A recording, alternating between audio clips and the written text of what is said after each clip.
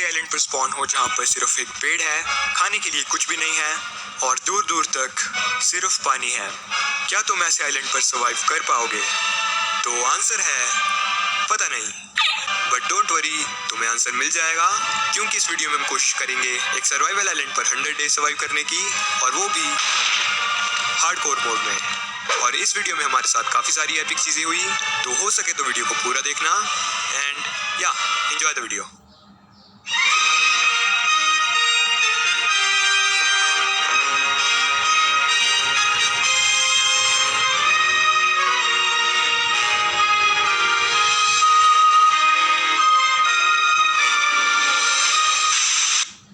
Game शुरू होते ही हमने सबसे पहले पेड़ काटा और उससे हमें मिली 3 ट्री सैपलिंग्स। पेड़ लगाने के बाद हमने अपने लिए एक शॉल बनाया और फिर बीच के लिए घास काटी। हमें टोटल 16 सीड्स मिले, जिन्हें हमने जल्दी से पानी के पास लगा दिया। उसके बाद हमने थोड़ी डर्ट कलेक्ट की, लेकिन हमारे पास खाने के लिए कुछ भी नहीं था और फसल लगने में अभी बहुत ज़्यादा टाइम था।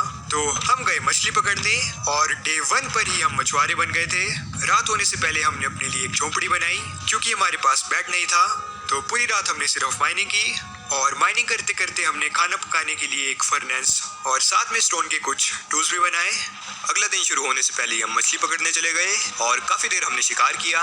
थोड़ी देर बाद हमारे नए पेड़ भी उग गए। पेड़ काटने के बाद हमें मिले कुछ सेब, लकड़ी और ट्री सैपलिंग, जिन्हें हमने जल्दी से लगा दिया और उसके बाद आइलैंड को थोड़ा एक्सपेंड किया। डे 2 की रात को भी हमने माइनिंग ही की और हमें मिला आयरन। डे 3 पर हमने आयरन से एक शील्ड और एक पिकेक्स बनाई। माइनिंग करते करते हम काफी नीचे आ गए थे, तो हमने अपने लिए कुछ सीढ़ियां बनाई ताकि हम जल्दी ऊपर जा सके।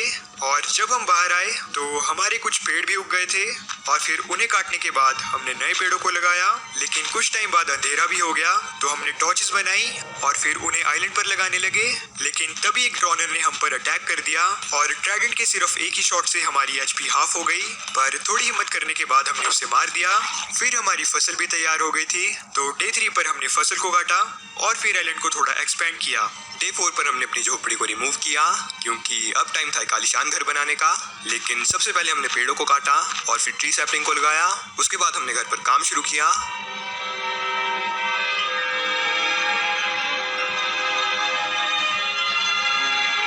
और रात तक हमने घर को लगभग पूरा भी कर लिया था, लेकिन फैंटम ने हमारे ऊपर हमला कर दिया। तो हमने काफी देर उनसे फाइट की और उन्हें मारने के बाद हमें मिली फैंटम मेम्ब्रेन, जो कि पोशन बनाने के काफी काम आएगी।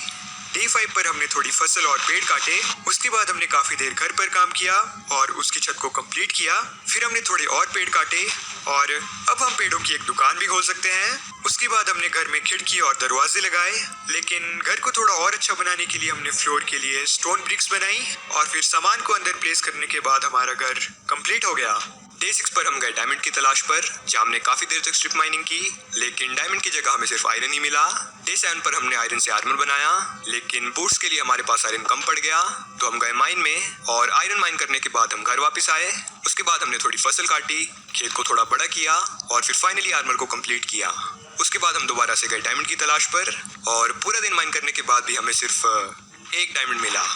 डेट पर भी हमने अपनी तलाश जारी रखी और इस बार डायमंड के नाम पर हमें सिर्फ एक एमराल्ड मिला और बेचारी एक पफर फिश ने तो हमारे सामने आत्महत्या ही कर दी। रात को हम घर वापस आए और उसके बाद फसल काटने लगे, लेकिन फिर एक समुद्री ज़ॉम्बी और बड़े चमगादड़ों ने हमारे ऊपर गैंग बनाकर अटैक कर दिया और एक चमगादड़ तो हमारे घर में ही घुस गया था, जिससे अपनी जान गंवानी पड़ी।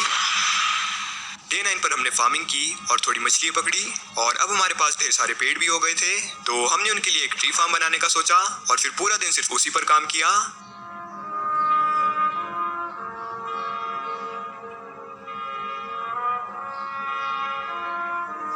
रात तक हमने उसे पूरा भी कर लिया था, लेकिन जब हम डर्ट इकट्ठा करके वापस आए तो वहाँ पर काफी सारे मॉब स्पॉन हो गए थे, तो इसलिए हमें जबरदस्ती माइनिंग करने जाना पड़ा। डे 10 पर भी हमने माइनिंग कंटिन्यू रखी और हमें मिली एक माइन शाफ्ट। हम बहुत बहुत ही ज्यादा खुश थे क्योंकि माइनशाफ्ट से वेब स्ट्रिंग्स कलेक्ट करके अब हम फाइनली एक बेड बना सकते थे।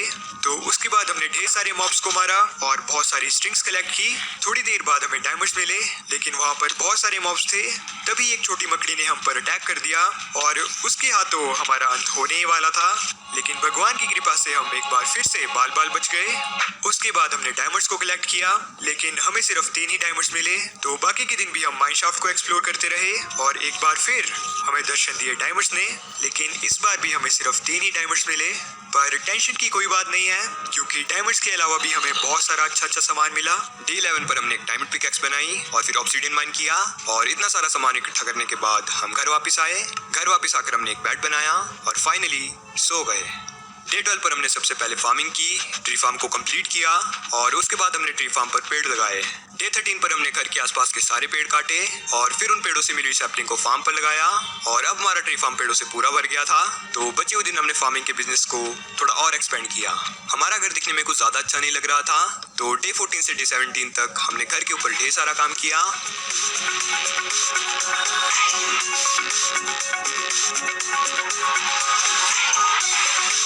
और अब हमारा घर पहले से काफी अच्छा लग रहा था। डे 18 पर हमने बचे हुए पेड़ काटे और फिर अपने खेत को और भी बड़ा कर दिया और फिर उसके बाद हमने पूरा दिन फार्मिंग की। डे 19 पर हमने फार्म को एक्सपेंड करने के लिए जमीन से ढेर सारी डर्ट को कलेक्ट किया और घर के नजदीक ही हमें काफी क्ले मिल गई, तो हमने ढेर सारी क्ले भी कलेक्ट की और फिर डे 19 से डे 20 तक आइलैंड को एक्सपेंड किया। डे 21 पर हमने अपने खेत को और भी बड़ा कर दिया, लेकिन उसके बाद हमने बनाया एक नेदर पोर्टल। डे 22 पर हम गए नेदर में, लेकिन हमारे चारों तरफ सिर्फ नेदर एग था, तो हमने काफी देर तक उसे माइन किया और हमें फाइनली बाहर जाने का रास्ता मिल ही गया। लेकिन हम नेदर की सबसे बेकार बायोम के पास स्पॉन हुए थे और वहां से निकलना बहुत ही ज्यादा मुश्किल होने वाला था, तो हमने अपने लिए एक रास्ता बनाया और उसे चारों तरफ से कवर कर दिया। डे 23 पर हमने एक मॉब फार्म बनाना शुरू किया और फिर डे 23 से डे 26 तक हमने फार्म पर ही काम किया।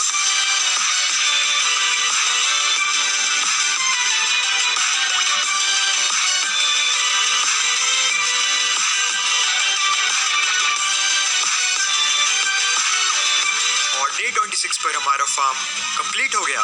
डे 27 पर हमने पहले फार्मिंग की और उसके बाद हम गए माइनिंग पर। फिर डे 27 और 28 पर हमने माइनशाफ्ट को एक्सप्लोर किया और हमें एक स्पाइडर स्पॉनर मिला और स्पॉनर के पास हमें मिली एक गाजर। डे 29 पर हमें एक स्पाइडर स्पॉनर मिला और उस जगह को थोड़ा क्लियर करने के बाद हमें कुछ डायमंड्स दिखाई दिए, लेकिन उससे पहले हमने मकड़ी के जालों को रिमूव किया और फिर स्पॉनर के चारों तरफ टॉर्चेस लगाई ताकि कोई भी स्पाइडर स्पॉन ना हो सके। उसके बाद हमने डायमंड्स माइन किए और हमें मिले सिर्फ 2 डायमंड्स, लेकिन उसके बाद भी हमने खोज जारी रखी और हमें एक बार फिर से डायमंड्स मिले, पर इस बार भी सिर्फ 3। डे 30 पर हमें एक ज़ॉम्बी विलेजर मिला, तो हमने उसे जमीन में ट्रैप कर दिया। उसके बाद हमें एक चेस्ट मिली जिसमें थी एक अनब्रेकिंग 2 की बुक, रेल ट्रैक्स और बीटरूट सीड्स। उसके थोड़ी देर बाद हमें एक और चेस्ट मिल गई और इस बार हमें मिले मेलन सीड्स, लेकिन जब हम ज़ॉम्बी विलेजर को देखने गए तो वो गायब हो गया था। #sad life। डे 31 पर हमने मॉब फार्म के पास एक नया खेत बनाया जिसमें हमने गाजर, बीटरूट और मेलन लगाया और फिर थोड़े बहुत मॉब्स को मारा। डे 32 पर हम गए नेदर में और फिर वापस भी आ गए क्योंकि हम मटेरियल लाना भूल गए थे। लेकिन उसके बाद हम दोबारा नेदर में गए एक फोर्ट्रेस ढूंढने और नेदर में जाने के थोड़ी ही देर बाद हम काफी बार मरते मरते बचे। गोल्ड बूट्स के लिए हम थोड़े बहुत गोल्ड नगेट्स माइन करने लगे, लेकिन तभी एक पिगलिन ने हमारे ऊपर अटैक कर दिया।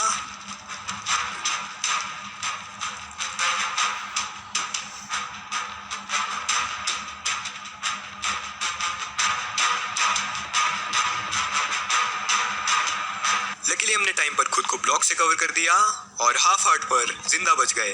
डे 33 पर हमने थोड़े और गोल्ड नगेट्स माइन किए और फिर अपने लिए गोल्ड बूट्स बनाए। इतने ज्यादा भयानक एक्सपीरियंस के बाद हम घर की तरफ वापस गए और रास्ते में हमें काफी सारी चीजें भी मिली, लेकिन घर वापस आते आते हमारे साथ एक बार फिर से चमत्कारी सीन हो गया था।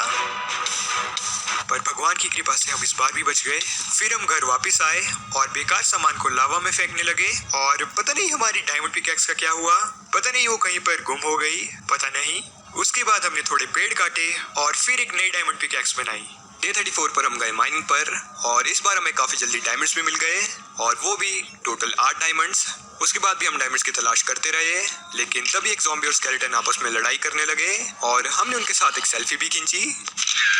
लेकिन थोड़ी देर बाद ज़ॉम्बी ने हमें धोखा दे दिया, तो हमने उसे गायब कर दिया। डे 35 पर हम एक बार फिर नेदर में गए और रास्ते में हमने एक पिगलिन से ढेर सारा गोल्ड ट्रेड किया और हमें एक फायर रेजिस्टेंस का पोशन, 5 एंडर पर्ल और ढेर सारा सामान मिला। डे 36 से 38 तक हमने नेदर फोर्ट्रेस को ढूंढा और हमें काफी सारी चीजें मिली, लेकिन नेदर फोर्ट्रेस का कोई नामो निशानी नहीं था।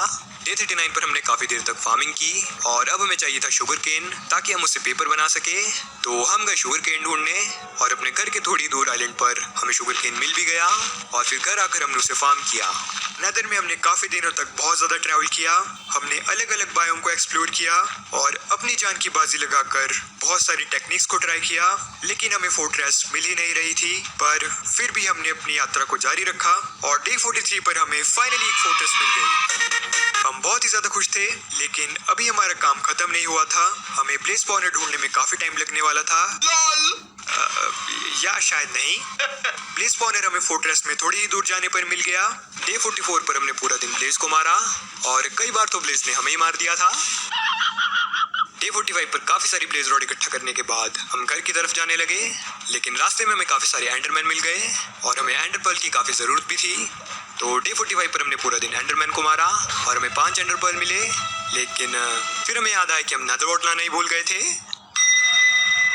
तो डे 46 पर हम फोर्ट्रेस में वापस आ गए और वहां से हमने ढेर सारा नेदरवॉर्ट और कुछ और चीजें भी लूटी, लेकिन एक बार तो सभी मॉब्स ने मिलकर हम पर अटैक कर दिया था, लेकिन भगवान की दया से हम बच गए। उसके बाद हम गए घर की तरफ, लेकिन रास्ते में हमें एक बार फिर कुछ एंडरमैन दिखाई दिए, तो हमने उन सभी को मार दिया और हमें थोड़े एंडर पर्ल भी मिल गए। पिगली से ट्रेड करके हमारे पास पहले से 5 एंडर पर्ल पड़ी थी, तो अब हमारे पास टोटल 16 एंडर पर्ल्स हो गई थी। डे 47 पर हम गए घर की तरफ और काफी देर ट्रैवल करने के बाद हम घर पहुंच ही गए। नेक्स्ट डे हमने ब्लेज पाउडर और एंडर पर्ल से 16 एंडर आइज बनाई। फिर हमने बनाया एक ब्रूइंग स्टैंड और उसके साथ वाली चेस्ट में हमने पोशन बनाने का सामान रखा। उसके बाद हम बाहर आए और घर के साथ नेदरवॉर्ट को लगाया। फिर हम गए एंड पोर्टल की तलाश में और रास्ते में हमें एक ओशन मॉन्यूमेंट भी दिखाई दिया, जिसे हम फिर कभी लूटेंगे। डे 49 पर हमें एक आइलैंड दिखाई दिया और एक दो बार एंडर आई फेंकने के बाद कंफर्म हो गया कि स्ट्रॉन्ग होल्ड उसी आइलैंड के नीचे है। तो हमने नीचे की तरफ माइनिंग शुरू की और थोड़ी ही देर में हमें स्ट्रॉन्ग होल्ड मिल ही गई, लेकिन हमारे पास लकड़ी ही खत्म हो गई थी, तो हमें फिर से ऊपर जाना पड़ा। जब हम ऊपर पहुंचे तो वहाँ पर वुल्फ और चिकन स्पॉन हो गए थे और नजदीक ही मीट और वुल पड़ा था, जिसका मतलब था कि वुल्फ ने शायद भेड़ को मार दिया। लेकिन हम काफी ज्यादा खुश थे कि हमें कुछ जानवर भी मिल गए जिन्हें हम अपने साथ घर भी ले जा सकते हैं। फिर हमने थोड़ी लकड़ी काटी और उसके बाद हम गए स्ट्रॉन्ग होल्ड में। स्ट्रॉन्ग होल्ड में जाते ही हमें एक लाइब्रेरी मिल गई, जहाँ पर हमने एन्चेंटमेंट रूम के लिए बहुत सारी बुक्स कलेक्ट की और एक चेस्ट से हमें लूटिंग 2 की बुक भी मिली। उसके बाद हमने काफी देर तक एंड पोर्टल की तलाश की और थोड़ी देर में हमें एंड पोर्टल भी मिल गया। तो एंड पोर्टल को एक्टिवेट करने के बाद हम वहीं पर बैग लगाकर सो गए। डे 50 पर हम ऊपर आए और हमने वुल्फ को टेम करने की कोशिश की, लेकिन हमारे पास बोन ही नहीं थी, तो इसलिए हम अपने साथ चिकन को ले गए, क्योंकि चिकन के पंख से हम एरोस भी बना सकते थे और अपने साथ सिर्फ एक चिकन को ले जाकर हम उसके अंडों से और चिकन भी हैच कर सकते थे। तो काफी देर ट्रैवल करने के बाद हम घर पहुंचे। फिर हम चिकन को घर के अंदर ले गए और उसके बाद हमने अपने लिए एक डायमंड स्वॉर्ड और एक पिकैक्स बनाई। डे 51 पर हमने एक डायमंड चेस्ट प्लेट बनाई और फिर एक एनविल बनाया। एग को हैच करने पर हमें एक और चिकन मिल गया, तो हमने उसे ढेर सारा खाना खिलाया और बड़ा किया। फिर उन 2 मुर्गियों ने एक बच्चा पैदा किया, उसे भी हमने खाना खिलाकर बड़ा कर दिया।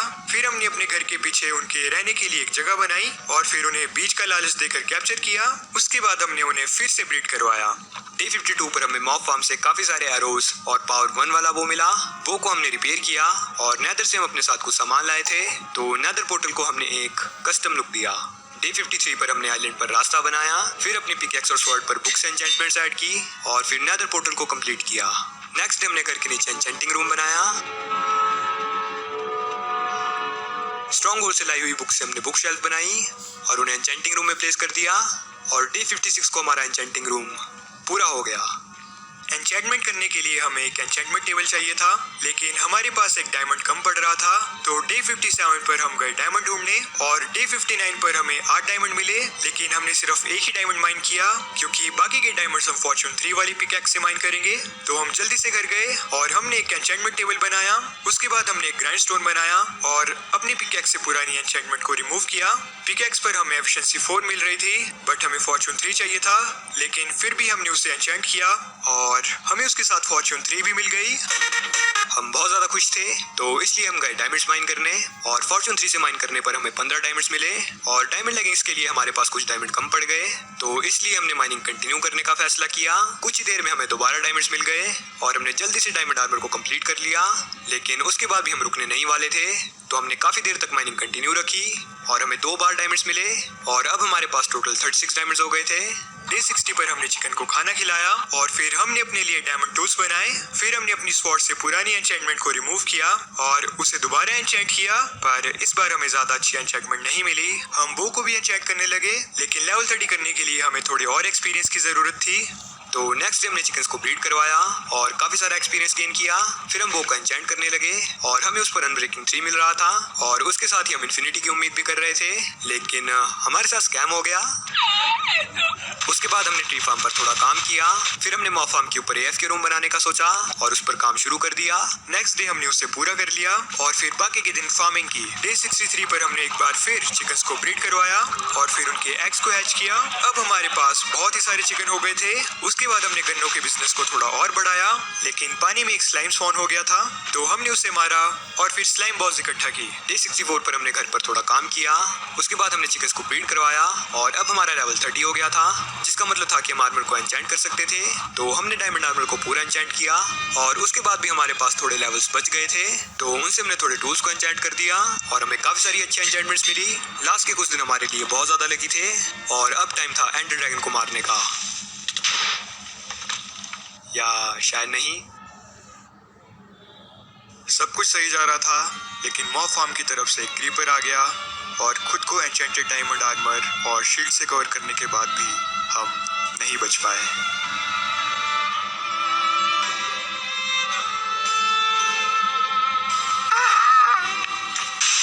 डेज हम सर्वाइव नहीं कर पाए, लेकिन इस वीडियो को बनाने में हमें काफी मजा आया और होपफुली तुम्हें देखने में भी उतना ही मजा आया होगा। और हम कोशिश कर रहे हैं कि हम इस मंथ 10 के सब्सक्राइबर्स क्रॉस कर सके, तो हो सके तो इस वीडियो को अपने किसी दोस्त के साथ भी शेयर करना and let's say for 300 likes.